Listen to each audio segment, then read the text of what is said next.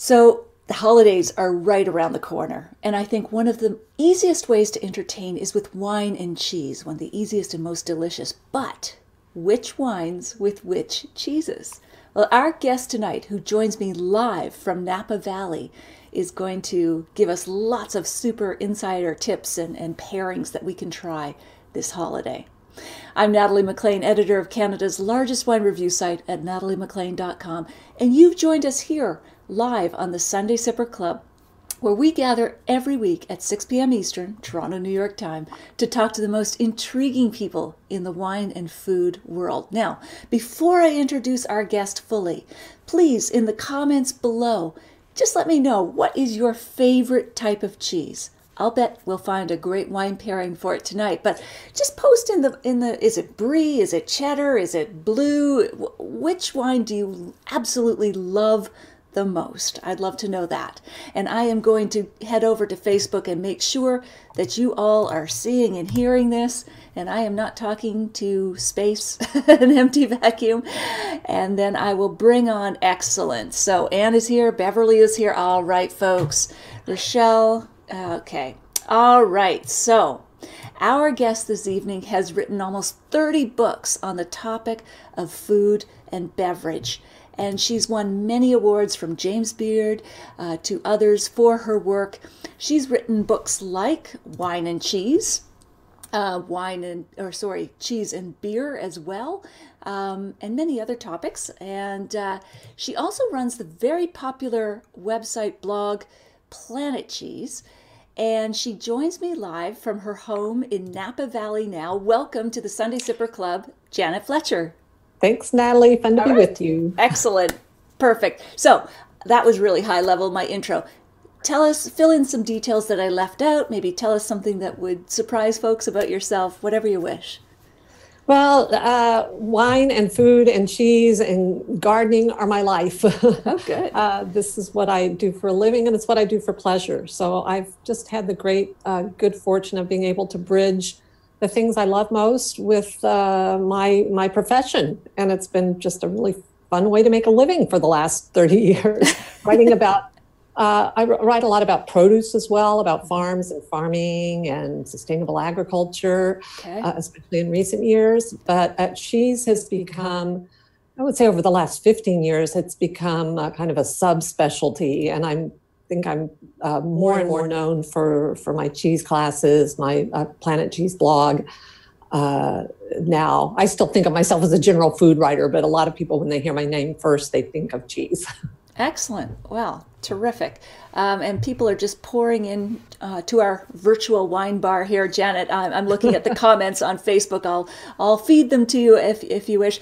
Wow, they're going fast. Shell, am I pronouncing your name correctly? Shell O'Connor, looking forward to tonight's discussion. Elaine Bruce joins us from Alberta.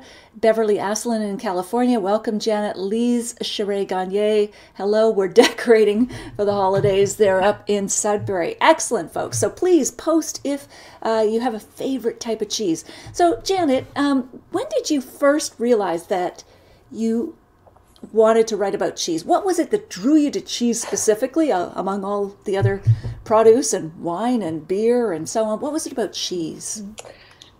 Well, what really happened is that, as a food writer, a cookbook writer, cookbook author, I'm always on the lookout for the next trend. What's the next thing people are talking about that I might want to write about that captures my fancy?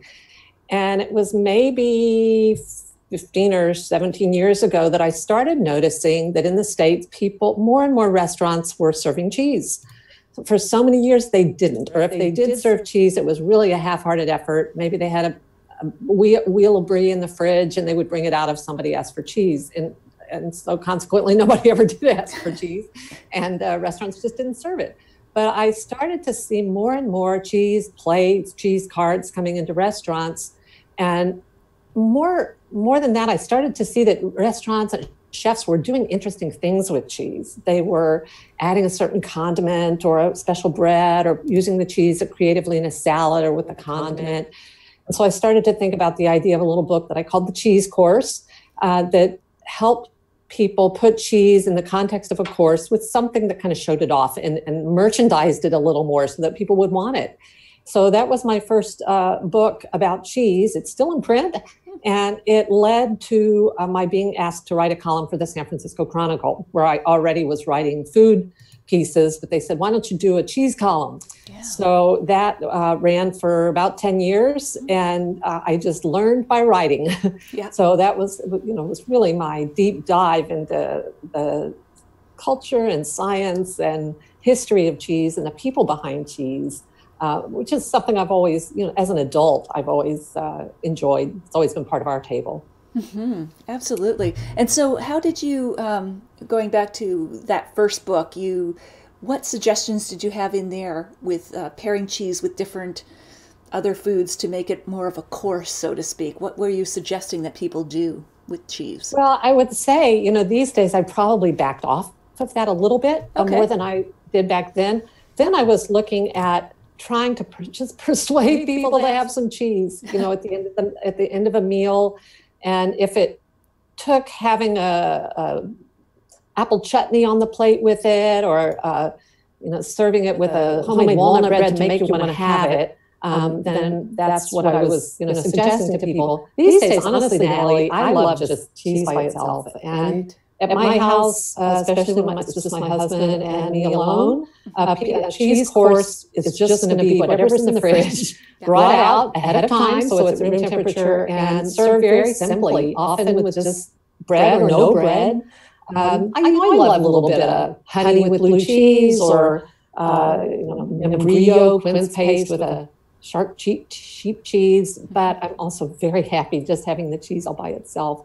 So, I like for people to think that it's perfectly okay to make a cheese course out of just the cheese. Just the cheese. Well, yeah, and it sort of parallels the return to, hey, it's all about the good ingredients, and they don't need to be dressed up. They don't need to be over sauce dressed, garnished, whatever. When you have great cheese, and I would say great wine, that's all you need.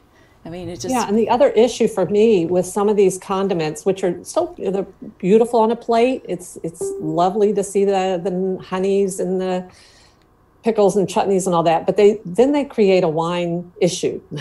Once you bring in something that's really sweet or really pickly, vinegary, you create a little more of a challenge for wine. Yes. So if I'm also trying to show off a special wine, then I am probably going to avoid anything that's really sweet, or so I'm going to serve a dessert wine. But otherwise, I'm going to lean towards a more savory complement for my cheese, like some roasted nuts. Okay.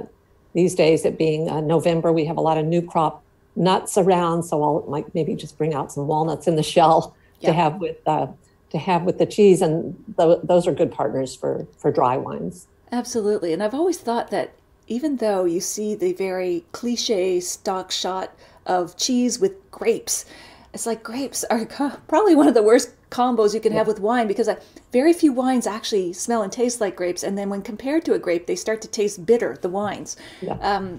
Anyway, I guess that's just the old stock shot. But I like your idea of savory. Would you carry that through to any sort of crackers or bread, or do you tend toward like a rye or a deep flavored bread or cracker? Or I'm actually not a big cracker enthusiast. Okay. I know people love crackers. It's a nice contrast maybe with a soft or creamy cheese. Yeah. But the thing about crackers is they usually have something on them like seeds or spices, and they have fat in them.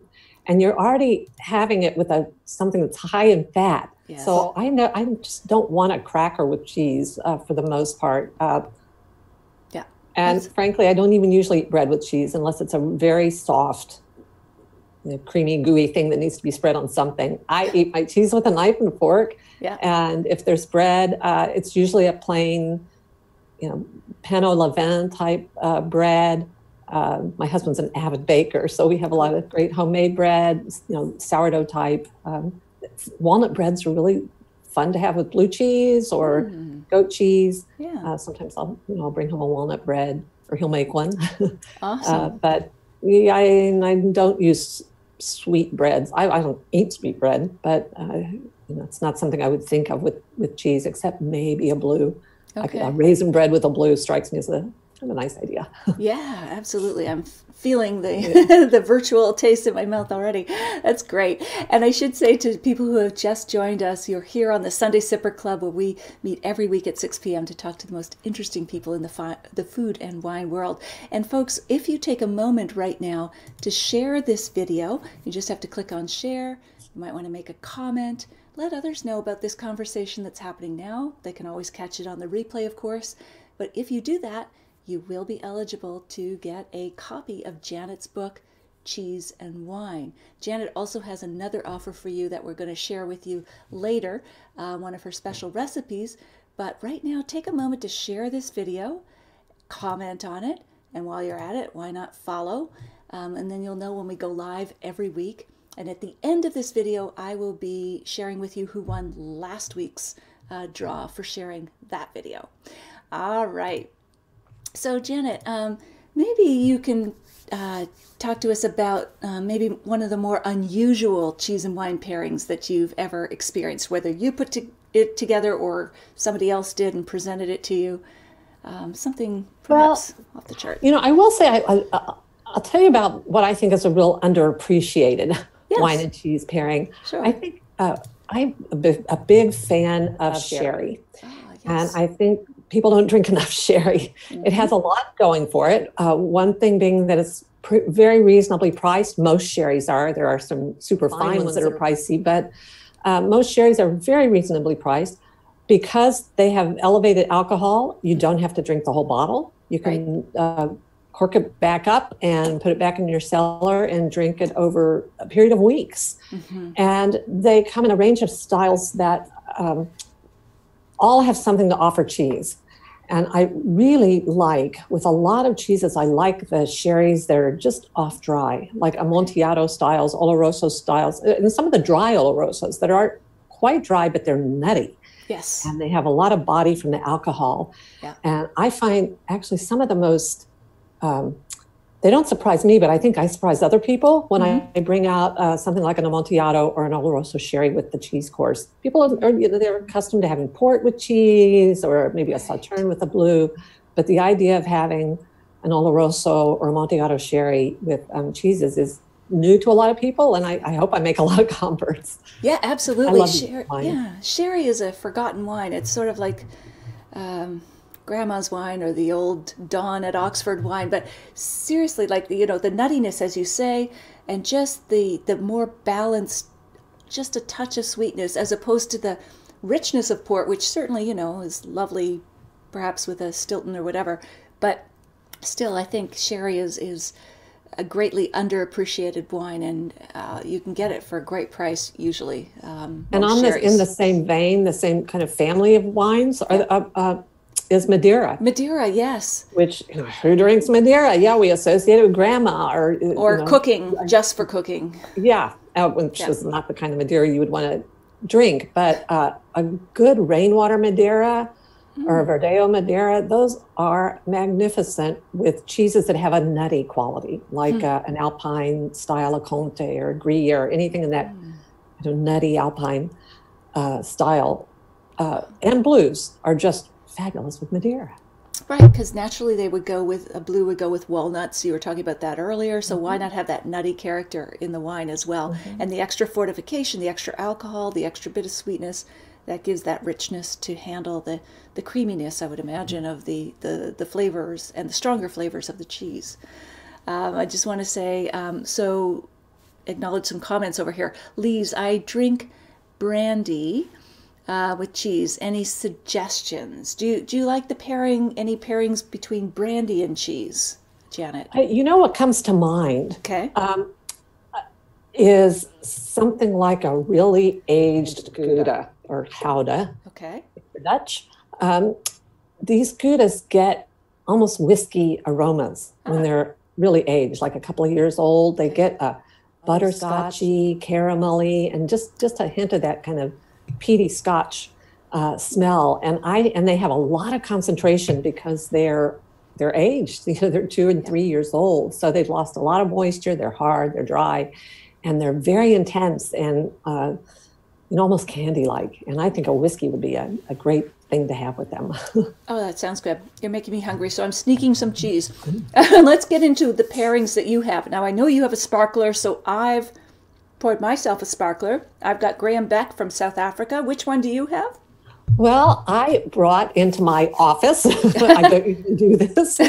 Why not? Front Rotorer, because this Excellent. is my really my go-to sparkling wine. It's California produced. Fantastic. And it is such not only delicious, but it's really amazingly well priced. It is. It's half the price of a good champagne or less, less than half, and it's, I think, a comparable quality. Just the plain Rotorer estate. So this, of course, is in the same family as French Rotorer, owned by the same company, and made by the same standards, but with California grapes. And I just think it's a super buy, and well priced enough that it's not a special occasion beverage at our house. We have it a lot, and if you invest, they cost almost nothing. And those little those champagne stoppers, a good champagne stopper with wings, you don't have to drink the whole bottle. No, they it's will true. keep your bottle fresh for at least until the next day, and sometimes the day after that. So oftentimes my husband and I will have a glass of sparkling wine over 3 nights from the same bottle. And it's almost as good the third night as it was the first. Absolutely. And there's the preservative of the natural acidity of the wine and the bubbles and the effervescence. I think it all goes together. Rotorer is one of my favorite. We get it pretty reasonably priced up here in Canada as well. It's usually just around the $30 mark for us. Of course, there's a currency difference there, but it's still entry-level champagne is 60, 65 if you're lucky. So for us here. So you're taking the Rotorer. I'm going with the Graham Beck here. And what is the first cheese that you would like to pair with this sparkling wine? Well, the thing about sparkling wine, a dry sparkling wine, and there's room for some of the off-dry ones as well. But with the dry sparkling wines, I just find that, for me, this is the desert island wine. If I can only have one for my cheese board, it can really go the distance. It can accompany a lot of different styles of cheese.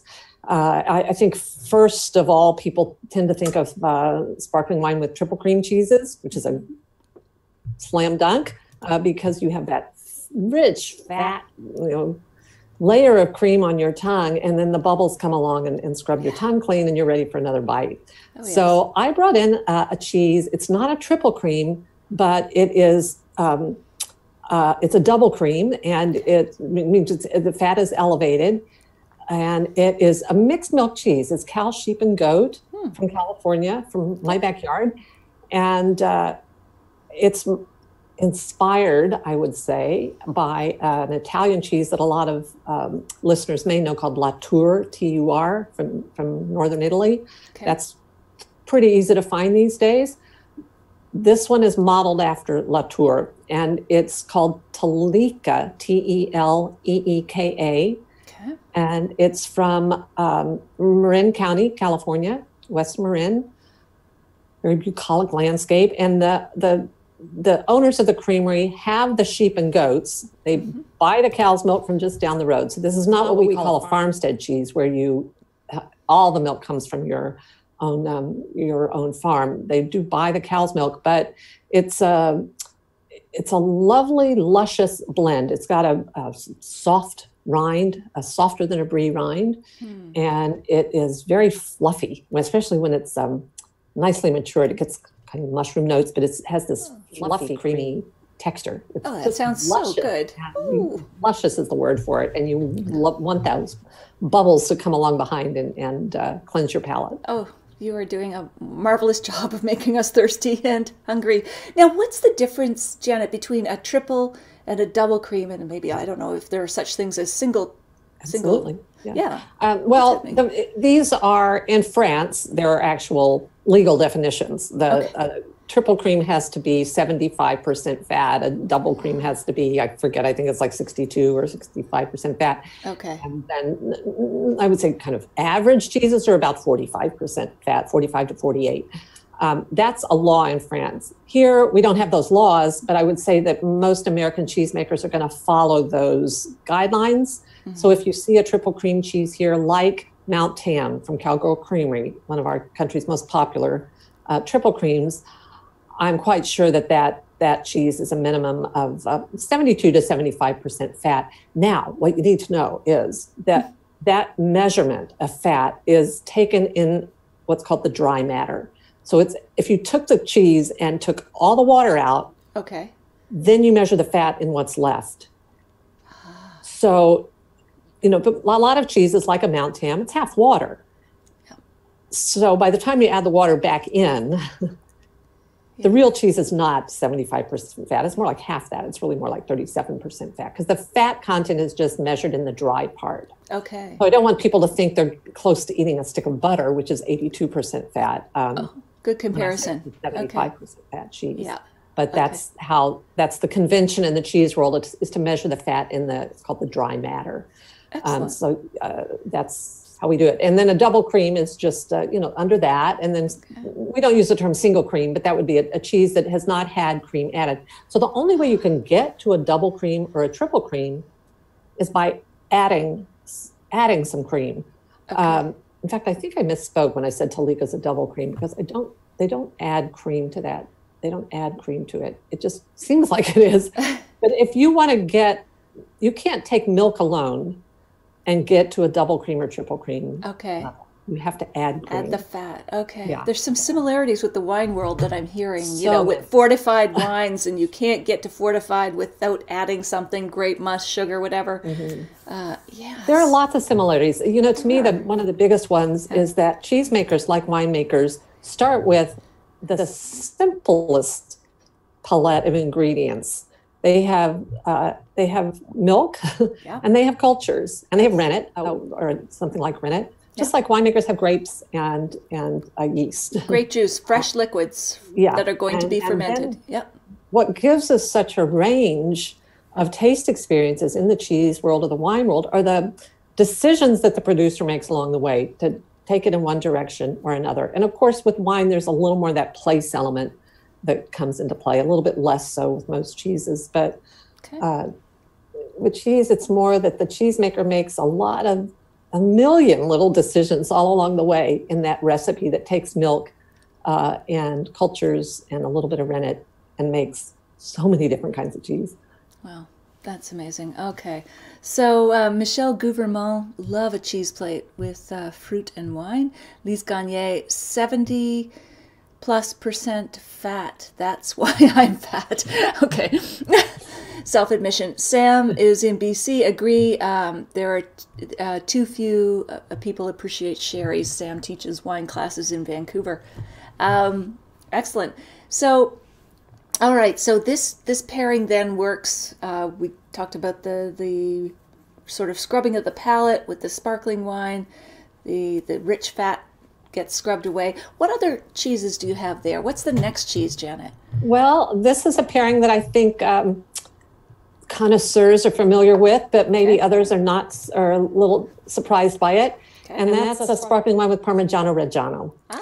I'm trying to remember where I first had that, but I think it was someone's home, and they served it before dinner. It was just a chunk of parm on the kitchen counter and a Parmesan knife, which is a nice thing to have if you don't own one. A Parmigiano Reggiano knife is a blunt knife. Almost every kitchenware store is going to have it. The blade is short and it's got almost a heart shape. Okay. And it's blunt, and you can chip off chunks of the cheese. And so you never want to slice a wedge of Parmigiano Reggiano because you're going to ruin the crystallization. You're going to ruin the structure of it. Oh, really? So you don't saw at it with a knife? No, you don't saw. You don't slice it. You take a Parmigiano Reggiano knife and you make chunks. Okay. You make chunks. Like you wedge it out. Yeah, you just make little rocky wedges. Okay. And then people can experience that craggly kind of rocky texture to it. Huh. But it was wonderful with sparkling wine before dinner, or at the end of a meal on a cheese tray. Too many people. Well, I taught a cheese class yesterday, and I asked people, how many of you have Parmigiano Reggiano in your fridge? And 3/4 of the hands in the room went up. Everybody's got it for pasta, Right. to grate on pasta. But it's so much more than a grating cheese. It's an absolutely delicious table cheese just to nibble on. It's nutty and concentrated and super high in umami. And I like it. It's very nice with the Roederer. Roederer also makes a fancier cuvee called Hermitage. It's their vintage sparkling wine, and it's a little richer, and that is really sublime with Parmigiano Reggiano. So, you know, I would say rather than a Blanc de Blanc, I would go with something that had a sparkling wine that had a little more richness. More depth, maybe more of the presence of a red grape or the robustness. Perhaps some age, you know, a little bit of age on a sparkling wine can be a nice thing. And that would be, when you start to get some more of those nutty aromas in sparkling wine, they're just great with Parmigiano Reggiano, which is so nutty. And what's different? What's happening with this pairing of the sparkling wine with the Parmesan versus the creamy cheese? Why is this a different pairing? Why is it working in this case? Same wine, different cheese. Is more about a contrast of textures. Okay. The creaminess on your palate versus the crisp, brisk bubbles. It's a very pleasing contrast of textures. The Parmigiano Reggiano, I think it maybe has a little bit to do with the salt. Okay. Because Parm is aged for anywhere from 1 year on up, but mostly what you're going to see in the stores is probably about 2 years old. And they get more concentrated, and although the salt doesn't come up, the perception of salt comes up because you're losing moisture. So the percentage of salt in the cheese is coming up, and you perceive them as just salty and highly savory. And I think they speak to that. There's almost a saline note too in some sparkling wines, I think, and it's the reason we like sparkling wine often with shellfish. Yes, there's true. Just a little bit of that saline echo that I think is very pleasing. And also, Parmigiano Reggiano would be a great moment to bring in an off dry or extra dry style of sparkling wine, where you're getting just a touch of sweetness. The Roederer is extra dry, which I had, I think, for the first time yesterday, is just right to my taste. You don't really perceive sweetness. You just know that it's a little more rounded, a little more mellow. Yeah. That brisk acidity is softened up a little bit, and we had it yesterday with Parmigiano Reggiano, and it was just lovely. You're making my salivatory glands activate, which is great. Me too, and it's much earlier here. That's okay. Go ahead. All right. Okay, so Michelle Gouvernement, nice to know. Always wondered how to serve it. Thank you. Lane Bruce, wow. Are there other cheeses that you don't slice as well, other than Parmesano? Yeah, I think anytime you have a cheese that's really dry and brittle and got that kind of friable texture, it's nice to think it's not going to slice nicely anyway. Right. So it's nice to have yourself one of those Parm knives so people can just break off chunks. I love that tip. Really aged Gouda. When they get to 3 years, they have that same kind of, not quite as dry as a Parm, but they're very friable. And so they don't slice all that cleanly. So use a Parm knife for those, or more blunt knife, and break off chunks. I know most people don't share this, but I like Pecorino Romano. Also as a table cheese when it's not super dry. Sure. It's sharp and sheepy and strong, and that too, I'll just break off little chunks with a Parm knife. There's even a wine called Pecorino from northern Italy. Very zippy, high acid. But I am getting myself a Parm knife after this chat. I'm intrigued. Yeah, you don't have to invest a lot. Almost any cookware store will have an inexpensive one.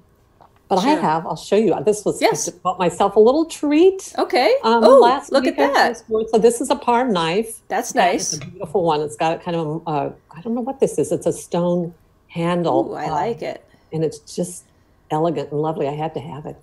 Yes, yes, you're making me covet that. Is it available online or did you get it I somewhere don't local? know. I bought it in a small store in Healdsburg in Sonoma County, and I don't see any kind of brand on it. So I Okay. don't even know who the manufacturer was, but they had all sorts of Beautiful. cheese, different shapes. I don't like people to feel like they have to fuss with cheese, but there are different knives that you can invest in if you want to go all out. Yeah. People have probably seen that knife that has the holes in the blade. Right. It's a longer knife Yeah. than the Parm knife I just showed you, and it has like cutouts in the blade. Right. And that's useful for cutting soft cheeses like brie or camembert, because then the paste doesn't stick. The paste is the term for the interior. It doesn't stick to the knife, so you can get a nice clean cut. Nice. So those are good. And then there's another classic shape for like Stilton. Mm-hmm. It's more of a paddle. It's got it kind of looks like a shovel, and it's got a flat.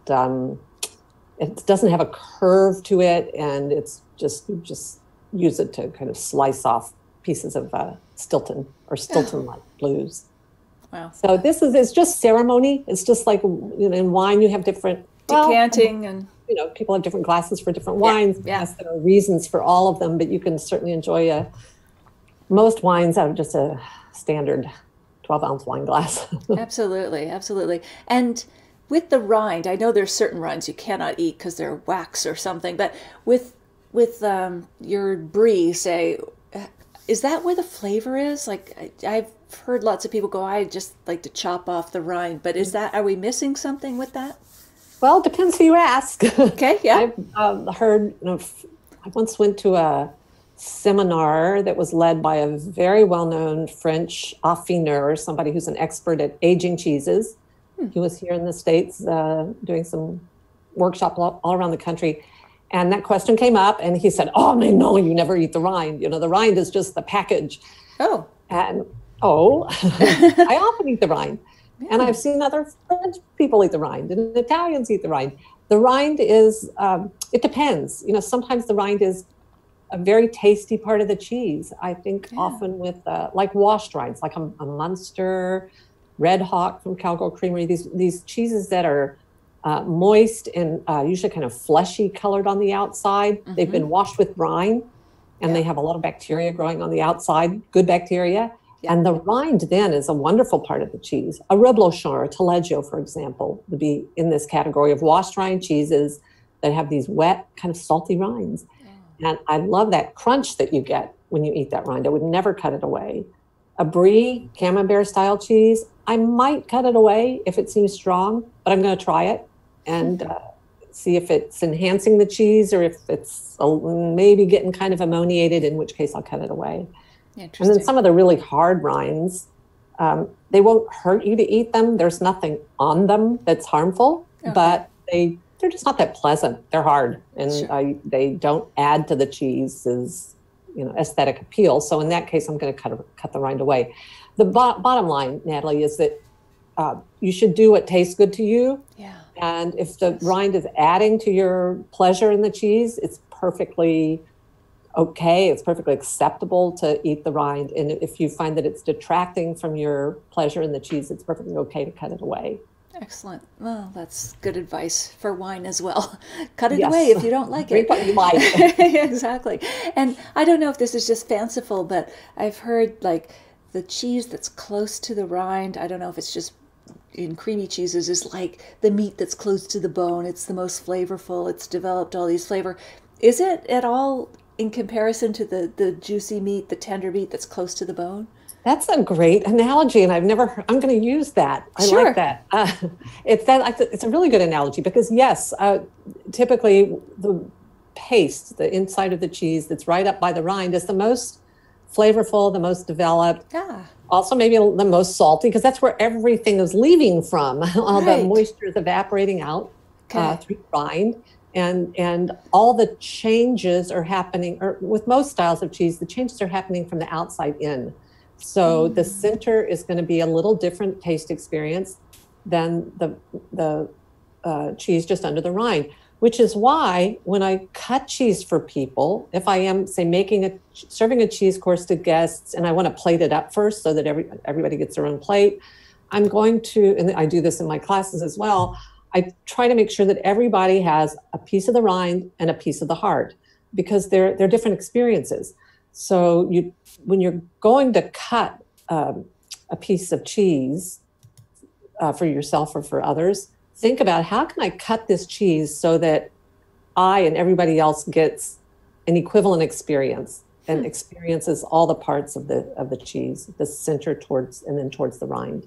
I don't cut rinds away before I serve to my guests. Okay. I try to leave a piece of the rind intact for everybody. It's part of the beauty of the cheese. Yeah, it is. Oh, that's great. Awesome. Hi, Deb. Welcome. Love the croûte fleurie, particularly on ripe rind cheeses. Excellent. Jim Clark. Hey, hi. And John Miller. We are doing a sparkling wine with other cheeses. What would be good to put together as a selection of cheeses? So, John, I'm not sure when you joined us, but we're pairing all of the cheeses tonight with sparkling wine. So we've had a creamy cheese and a Parmesan now. Janet, what's your third cheese there that you have with this sparkling wine? Well, I brought in a blue. Excellent. Why not? Which, that too, I think, kind of surprises people. They don't often go in that direction. They think of blue cheese and sweet wine. But I brought in a mellow blue that I think a sparkling wine can handle. Blues too tend to have a little bit of elevated salt, like that Parmigiano Reggiano, and I think the sparkling wine speaks to that salt.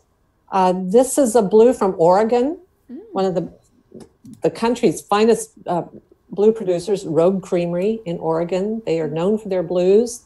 And this one is, I think it's the only mixed milk blue they make. It's cow and goat, and it's called Echo Mountain Blue from Rogue. And I like it with sparkling wine because it's not too robust. It's got a kind of a buttermilky note to it, but it's buttery. It's not really sharp or peppery or piquant. Those are the blues that I might stay away from unless I was having a sweet sparkling wine. Yep. But you want a blue that's buttery and creamy. Like a Stilton. From Vermont, we have the Bailey Hazen Blue from Jasper Hill. That's also in that same buttery, nutty category. And these, let's see what else would. There are some from northern Italy that are quite buttery.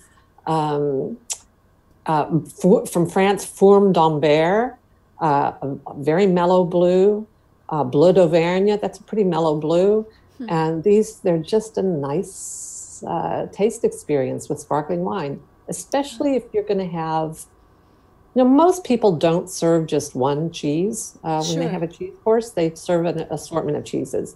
And it's nice to have a range of cheeses on your board. So, and many people like to end with the blue. So I think if you're going to have a sparkling wine with your cheese course and you want to have a blue, look for that nutty, mellow flavor profile, not a really spicy Roquefort. Love Roquefort, but it's not going to work. It's too peppery and spicy and big, just attention grabbing on its own. And it needs a dessert wine, or not a Roquefort, not a Gorgonzola. Again, that's just too big and pungent, and it needs a dessert wine. Absolutely, and we have some great cheeses here in both Ontario and Quebec that are creamy and blue and made in different monasteries that have a long tradition of making cheese, and I just find that creaminess in conjunction with the tanginess and saltiness of the blue element is just wonderful. Anne-Marie Chivers, Gorgonzola, we were just talking about that, Anne-Marie. Jim Clark, how many cheese selections might be best? I guess it depends on the size of your party, but let's just say you're having a dinner party, Janet, for 10 people. How many cheeses would you set out? I'm probably going to serve 3. Okay. I always like to serve an odd number. It's just kind of a aesthetic choice to have an odd number. And 5 just seems to be a little too much. It kind of brings the dinner party to a halt. And the cheese board comes out and nobody can remember what's what. And So I usually either do three. Sometimes I actually do just serve a single beautiful piece of cheese. Just if I find something that's special at my cheese market, I might just say, give me a big, beautiful piece of that. And we'll just have one cheese. And that's the focus of the dessert course. So especially with the blue, I might make a dessert out of it by taking some nuts. I love to do this at this time of year in the winter. I'll take several different kinds of nuts, like almonds, walnuts, hazelnuts, toast them separately because they take different times to get done, and then put them together and fold them into honey. Honey that is spoonable, that I've warmed a little bit so I can, it's spoonable, and I'll stir those nuts into the honey and then use that as a condiment for the blue cheese, nice piece of bread, a dessert wine, and that is dessert. And it took 5 minutes to make, and people just never failed to really enjoy that as a dessert course. But if you want to get, if you're going to do 3 cheeses, I have 2 pieces of advice, and they're different. One is that, it's kind of a standard practice to aim for variety on your cheese board. So if you're going to have 3, you want to make sure you have some range in the age, from young to old, range in textures. You want to have something that's creamy and something that's hard, something that's mild and something that's strong, so that there's a little bit of something for everybody. And different kinds of milks can help you with that variety: cow, goat, sheep, water buffalo. I even tried sometimes to think about visual variety, to have different colors and shapes on my cheese board. Now, having said that, I think it's really fun sometimes to do what the wine people do when they have a horizontal tasting and they taste Pinots from,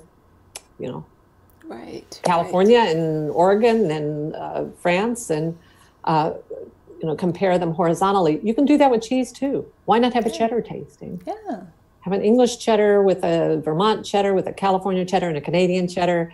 And you will be amazed at the differences side by side. So that's I think another fun experience, is to think about that horizontal tasting as a cheese possibility for your guests. Great idea. Absolutely.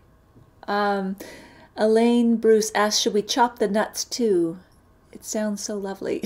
Are you chopping your nuts as well? When folded into the honey, I do tend to chop them. Well, it depends how big they are. Walnuts, I might, give a quick chop, and almonds, chop them in half. Hazelnuts, I tend to, maybe in half.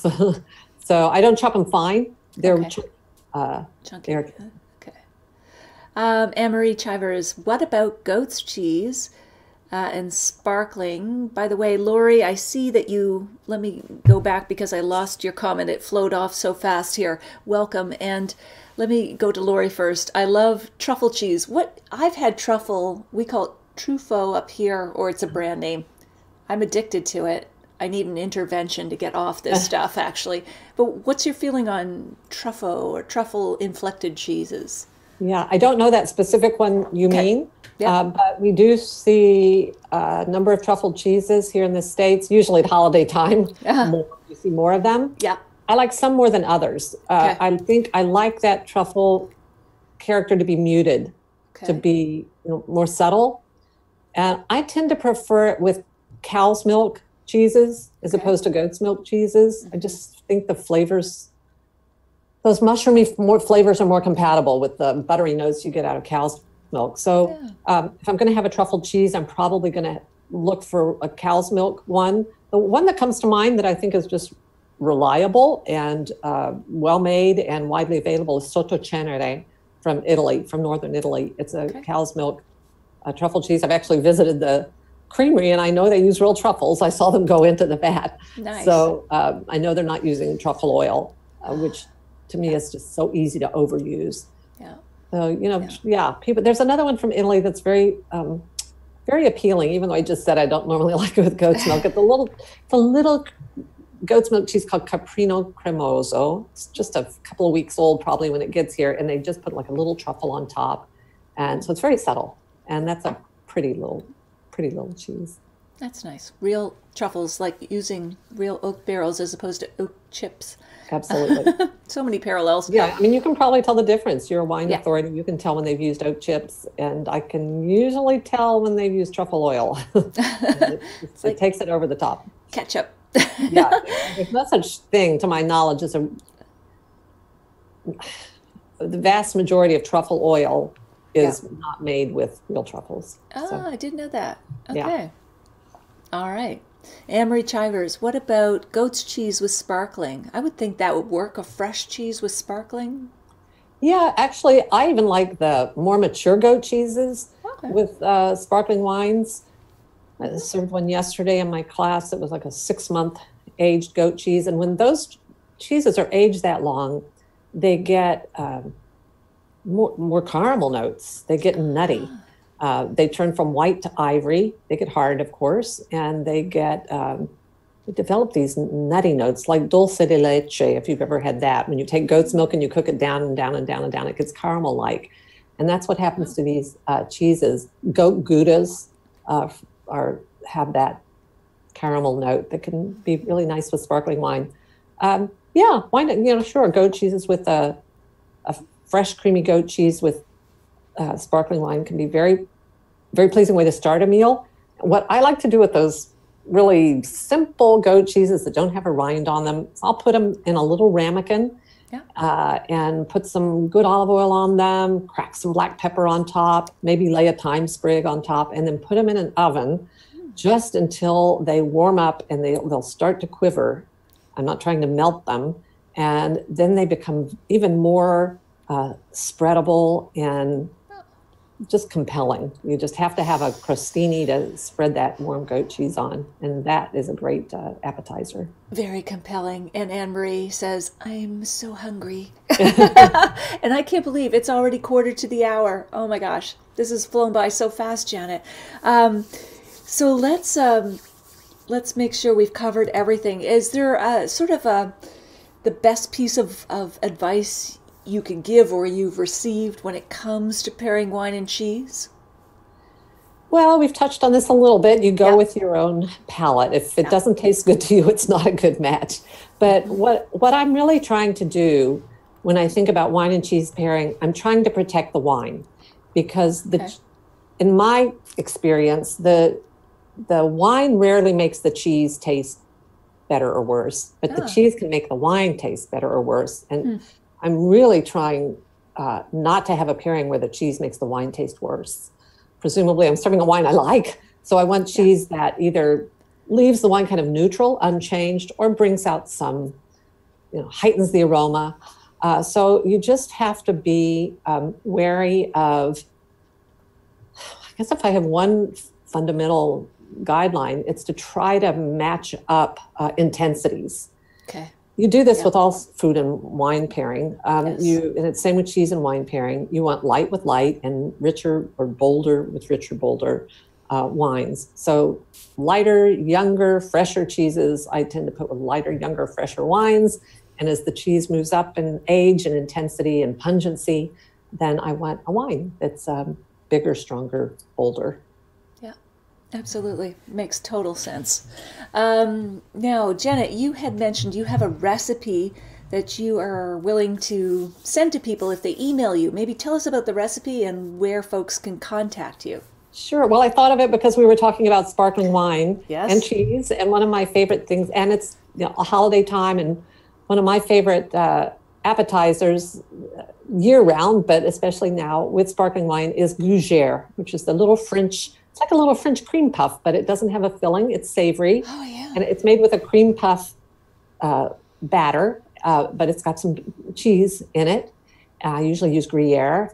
And a local Napa chef gave me her recipe. Hers are the best I've ever had. And she gave me her recipe last year. I put it in my blog, Planet Cheese. Yeah. And I would be delighted to send the recipe to any of your listeners who want to send me an email and sign up for Planet Cheese. But they can just contact me at my email address, which is Fletcher, my last name, Fletcher, Fletcher at Foodwriter, FOODWRITER, foodwriter.com. Or if they go to planetcheese.org, they can sign up for my newsletter that way. But if they'll email me, I'd be happy to, and I'll have their email address. I can send them the gougere recipe. I'm going to do that. I want that. You won't. It's easy and it's fail-proof. Oh, and it's the holidays. I can't wait to do this for somebody. And I don't even they cook. freeze well too. You can stick them in the freezer and then just pop them in the oven when guests come over. So great. Nice recipe to have. Oh, Janet, this is fantastic. What a great chat we've had tonight. I really appreciate you taking the time and some great tips here. I know people will have even more comments and questions as we go on tonight. But for now, I will say goodnight to you. I will keep on here tonight with you folks for another 10, 15 minutes for those who have logged into the Sunday Sipper Club.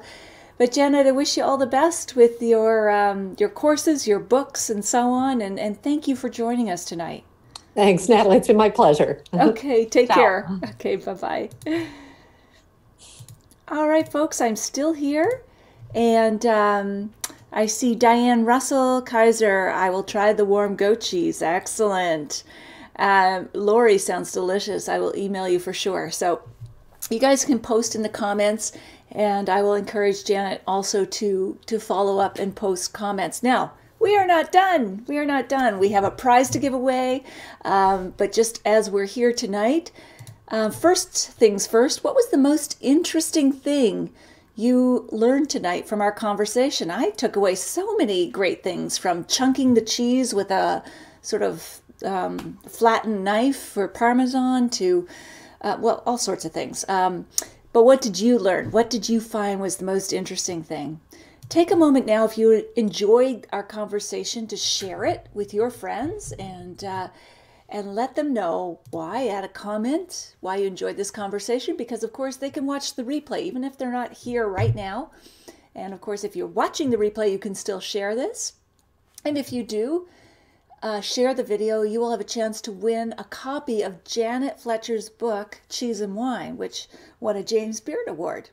While you're at it, why don't you just keep clicking and click on Parmesan. Click on follow, which means Parmesan apparently tonight. Click on follow, because if you do that, you will know every time we go live, which is weekly, but sometimes it helps to have a little ding reminder. Nothing obtrusive. You can connect with me on all kinds of other social media. You just need to use my URL and then / Facebook, Twitter, LinkedIn, Instagram, and so on. Come join me over at my site as well. There's always more fun there. And guys, I'm still here. I just want to let you know that, first of all, next week we're going to have Bianca Bosker. She has a New York Times best-selling book called Cork Dorks. She is hilarious. She is witty. Princeton grad, has written, listen, this woman is only 30 years old, and she's written for the New York Times, the New Yorker, all the prestigious magazines, and she even did a book review of a wine book in the New York Times book supplement just last weekend. You won't want to miss her. She's a live wire. We will have Jay McInerney in January. He had to reschedule. So that's that news. Then finally, this week I'm relaunching my wine course. So all of you who didn't get in, we sold out in 2 hours in October. It was just overwhelming in a good way. We're relaunching this week. So if you want in, post in the comments below, because I've got a wait list, and I'll put you on that if you want it. And there's a $50 coupon off, free, whatever, for the course. So post in the comments below if you want to know. I want to know about the wine course, and I will post the link to you about that. I had such fun teaching this course.